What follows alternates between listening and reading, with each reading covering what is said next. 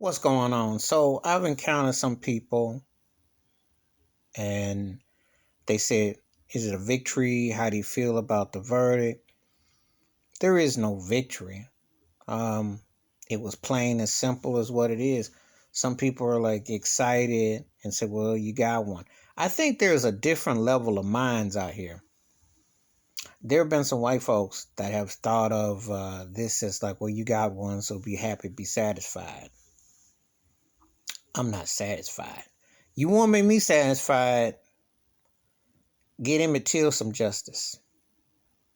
Fred Hampton, I can go on. Michael Brown, get them all justice.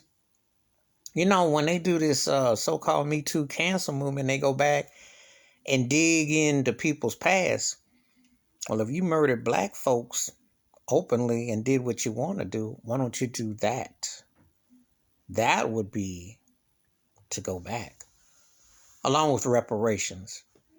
I've already said I'll never vote. I don't vote nowhere. And I'll never vote until they give reparations, an apology, 40 acres and a mule, and a real heartfelt flip the script. Because I'm going to be honest with you.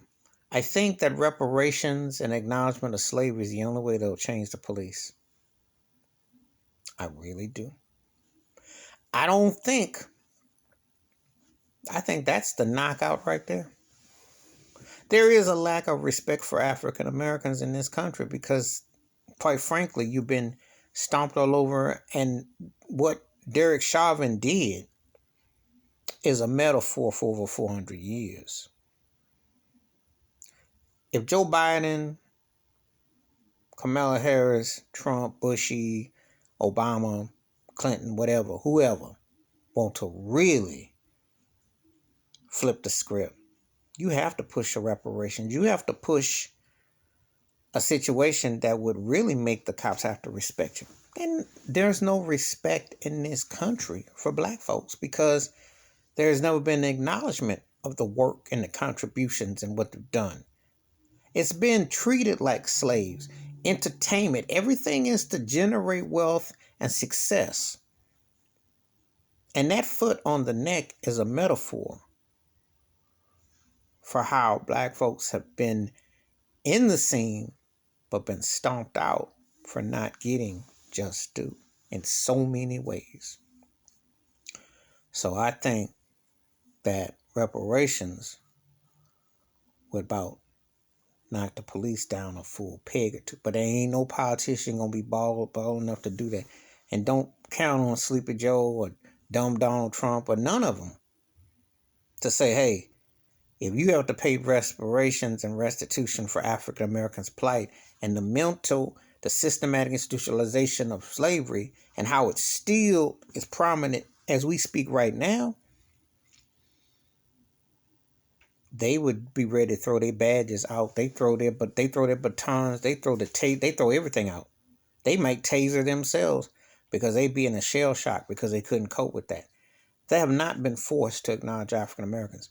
I am a firm believer that if reparations, apology, 40 acres and a mule, and the whole nine, financially, psychologically, and you really flip the wealth.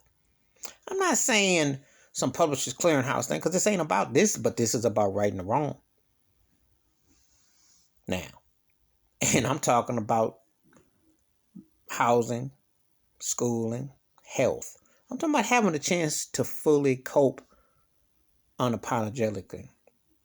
Not about you going to school and because you were first in your family. I'm talking about where if the government can acknowledge every other race, acknowledge African Americans. And if you do that properly, you put the course differently. But until there's a reparations, apologies for slavery and pimping black folks out, you always going to have crooked everything. Police, FBI, CIA, all that. Because all that conspired against African Americans have not been respected. This country still has a J. Edgar Hoover building. FBI. Google him and look up. And you ask me, do you feel safe and do you trust them? I'm just telling you. I'm telling you how history repeats itself and how If they had to really acknowledge the struggle and had to come out of pocket, it'd be a different ballgame. Give me your thoughts and your takes. Please feel free to hit the like, subscribe, and I do welcome thoughts and comments. And I do firmly believe that if reparations were to come through, it'd be a different tune with the police in this United States. It'd be a different tune worldwide. Other countries owe African Americans too. And I ain't forgot about Europe and all that, all the way back to the motherland. But I'm talking about right here in this country. It would be some serious day of reckoning. We ain't even scratching the surface. So when you want to talk about a victim, no. That's a small pebble. That's essential. But it ain't nothing to get excited about. It just makes me madder. Because for people to say in 2021 you got one, no you didn't. We're over 400 years. There are millions of other George Floyds. There's male, female, young, old, middle-aged African Americans who've been never just due. I'm out.